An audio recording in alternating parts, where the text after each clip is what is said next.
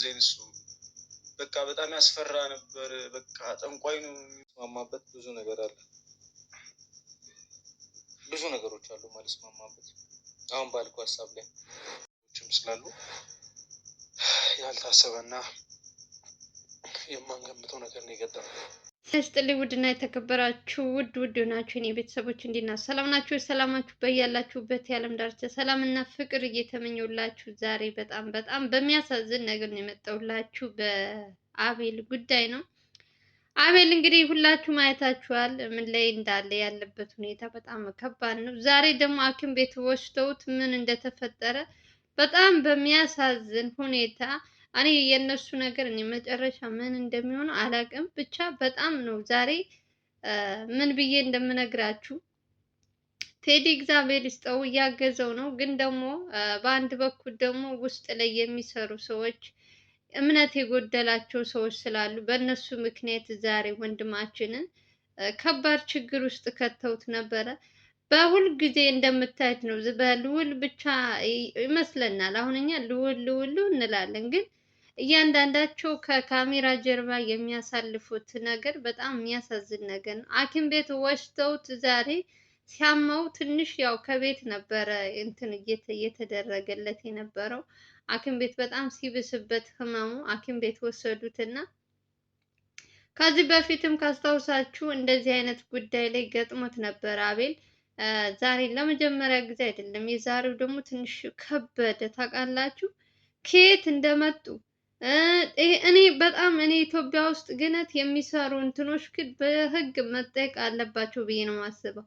ሰውን በገንዘብ የሚሸጡ የሰውን ህይወት እንደ ተራ የሆነ እንቁራሪት የሆነ የዶሮ ወይም የከፍት እንትን እኮ ነው ያደረጉት እናንተ የሰውን ህይወት። ልጁ ኦሬዲ ውጡ እናንተ እሱን እንትን ልበለው ብሎ ሐኪሙ ማለት ነው ዶክተሩ፣ የአቤል ዶክተር እነ ቴዲ ሌሎችም አሉ ከጀርባ። እነሱ ውስጥ መግባት አትችሉም ተብለው ውጭ ጠብቁ ተብለው እነሱ እንግዲህ እየታከመ መስሏችኋል። ለካ ሰውየው ከሌላ ጋር ተደራድሮ አቤልን ለማስጠፋት እንግዲህ ልጁ ታሟል። እነዛኞቹ ደግሞ በጀርባ በር ላይ መጥተው መኪና ይዘው መጥተው እኔ አላቅም። ሰው ግን በዚህ ልክ እንደዚህ ሲሆንባችሁ ራሳችሁን አሳልፋችሁ ራሳችሁን ለራሳችሁ የምትሰጡት አላቅም። ይሄ ሰውዬ በህግ መጠየቅ አለበት። ሲጀመር እነሱ እነ ቴዲ ሕክምናውን እያደረገ ነው ብለው በር ላይ አይን ያሉ ቁጭ ብለው ምስኪን። እነዚያኞቹ ደግሞ በሌላ በር መጥተው ልጁን መኪና ይዘው መጥተው አንደኛ ነገር የኔ መኪና ይዘው የመጡት እንትኖች ሳይሆኑ የገረሙ እሺ ብሎ የተባበረው የአቤልን የሚያክመው ሰውዬ ዶክተር ማለት ነው። እኔ በጣም መልካም ሰዎች አሉ፣ በጣም ጥሩ ሰዎች አሉ። እነሱንም አይወክልም። ይሄ የተለየ ነው። በቃ ምን አይነት ሰብአውነት ከምን አይነት እንትን እንደወጡ በዚህ ልክ ሰው ሲከፋባችሁ፣ በዚህ ልክ የራሳችሁ ሰው እንትን ሲልባችሁ ትንሽ ከባድ ነው። ስሜቱ ራሱ እናንተ ራሳችሁ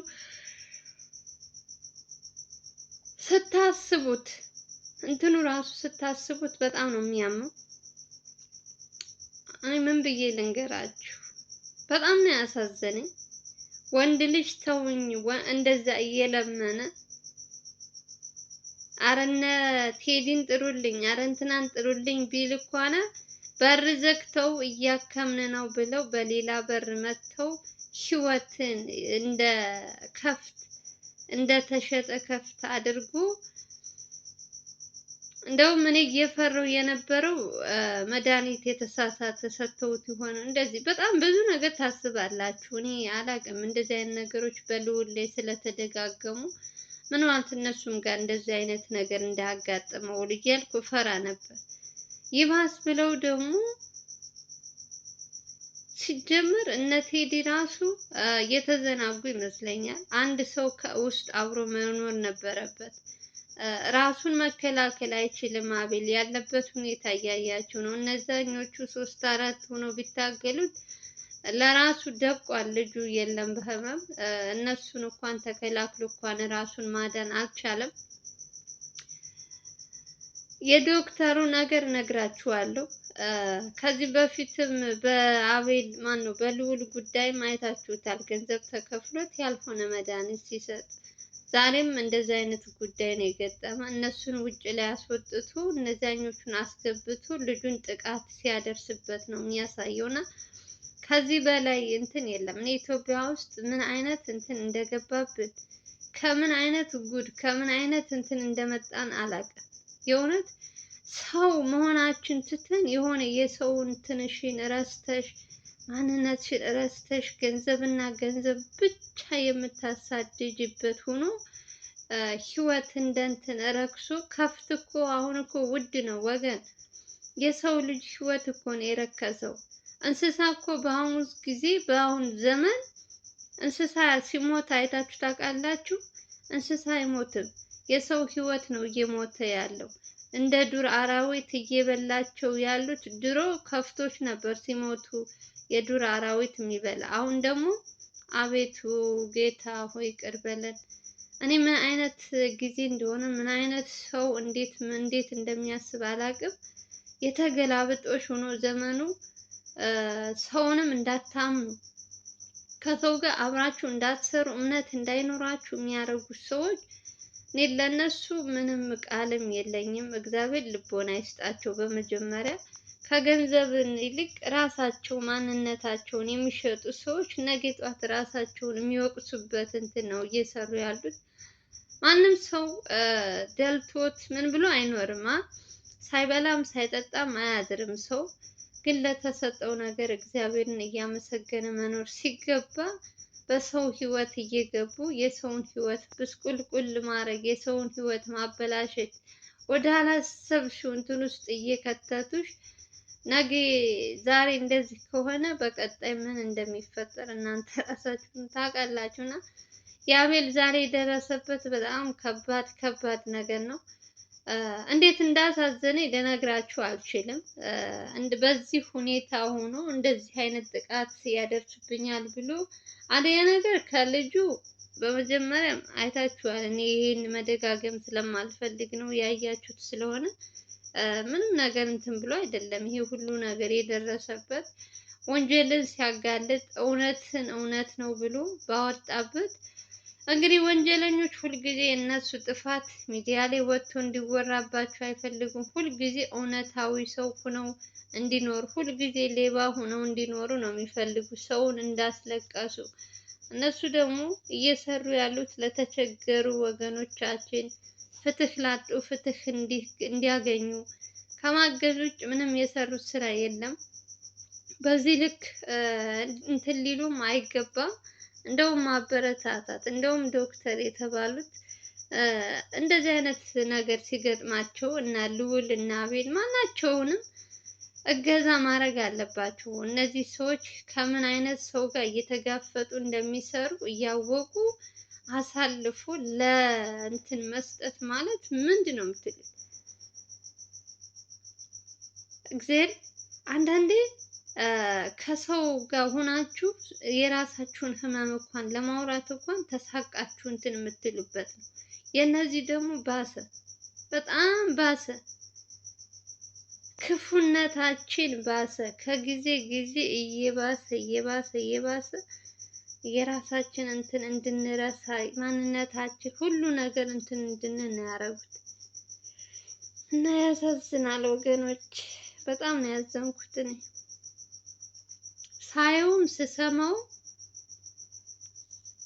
በጣም ነው ያዘንኩት።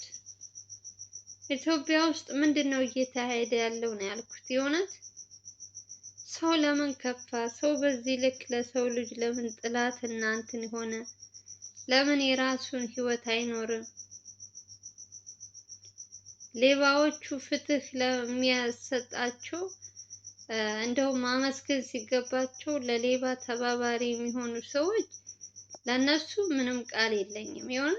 የሆነ የማየት ወይም የእንትን ዘገምተኛ ካልሆኑ በስተቀር መልካም ሰው የሚሰራውን ስራ ማበረታታት ትተው ወንጀለኛን ማገዝ ማለት ምንድን ነው?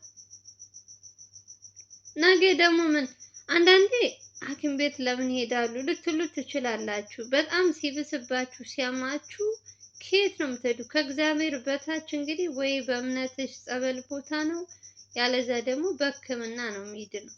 ከሁለት አንዱ ነው አማራጭ ያለሽ። ምን ማድረግ ይችላል ይሄ ልጅ? ይሻለኛል ሲል ሲብስበት እነሱ ራሱ እነ ቴዲ በጣም ተጨንቆ በቃ ልጁ ያልሆነ እንትን ውስጥ እንግዲህ በሱ ዙሪያ ያሉትን እያጣራ ያ ፍትህ እንዲያገኝ ወንድማችን የማይሄድበት የማያደርገው ነገር የለም። እያያችሁ ነው። ይህን ሁሉ ነገር እያደረገለት እነዚህኞቹ ደግሞ በጎን ሆነው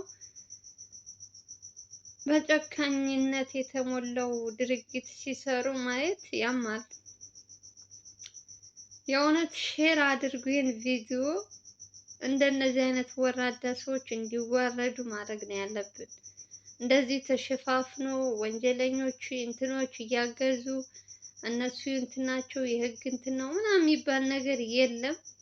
ፍትህ ለሁሉም እኩል ነው መፈረድ ያለበት። ይሄ ሰው ዛሬ የአቤልን ህይወት አስነጥቆት ነበረ። የሆነ ቦታ ይዘውት ቢሄዱ ልጁ ህመሙ በሽታው በደንብ ሳይድን አስባችሁታል? ምን አይነት እንትን ውስጥ እንደከተቱት። ማን ነው የሚጠየቀው? አቤልን ይዘውት ሂደው ቢሆን በዛኛው በር እነሱ እስኪ ምን እየሰራ ነው ብሎ ቴዲ ባይገባ ኑሮ ሲገባ ያየውን ማመን አቅቶታል። ጎትተው ይዘው እምቢ ብሎ እሱ ልጁ እየታገላቸው እነሱ ለሁለት እጁን እግሩን ይዘው መኪና ውስጥ ሊያስገቡት ቪዲዮ ተቀርጿል። ለመረጃ ያክል ማለት ነው። ለነሱ የሆነ ነገር ሲል መረጃ እንዲሆንም ብለው ቪዲዮን ቀርጸውታል። አስገድደው መኪና ውስጥ ሲያስገቡት ዶክተር የተባለውም ተባባሪ እንደሆነ ይህ መረጃ ለሁሉም ሰው ነገ ጧት አቤል የሆነ ነገር ቢሆን ይሄ ሰውዬ እንዲቀጣ ለዛ ብለው ነው መረጃውን የያዙት። ዋናው ነገር ወንድማችን መትረፉ ነው። ከነዛ አውሬዎች ይዘውት ቢሄዱ ከህመሙም ሳያገግም ምን አይነት ችግር ውስጥ እንደሚከቱት ከባድ ነበር። ግን እግዚአብሔር ይመስገን። ለማንኛውም እንግዲህ የሰማሁት ይሄ ነው። በጣም ደንግጫለሁ። ቪዲዮውን ላይክ እና ሼር እያደረጋችሁ አዲስ ከሆናችሁ ሰብስክራይብ እያደረጋችሁ በሌላ ቪዲዮ እንገናኛለን። ሰላማችሁ ብዙ ትርፍ ይበልልኝ። እወዳችኋለሁ፣ አክብራችኋለሁ። አስተያየታችሁን ከስር ኮሜንት ስር ጻፉልኝ። ባይ ባይ።